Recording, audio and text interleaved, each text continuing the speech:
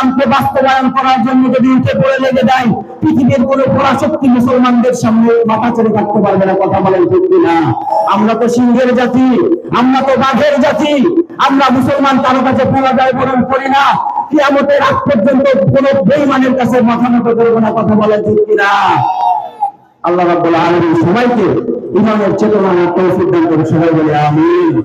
রাহমাতুল্লাহি ওয়া বারাকাতুহু। কেমন আছেন সবাই? আপনাদের মনটা একটু খারাপ খারাপ মনে হচ্ছে। আবার একটা কথা, জোর করে মাওলা কিয়া করে দাও না। আল্লাহ যাতে খুশি, আমরা বান্দাও সেখানে খুশি থাকতে হবে। আল্লাহর ফয়সালার উপর কোন রকমের ফয়সালা মন খারাপ করার মতো কোনো কিছু আছে? আছে নাই। আল্লাহ রাব্বুল আলামিন যদি মনে করে আজকের এই মাহফিল বৃষ্টি দিয়ে আল্লাহ রাব্বুল আলামিন রহমত দিয়ে ভরপুর করে দিবে, এটা এই বৃষ্টিতে আল্লাহ আমাদের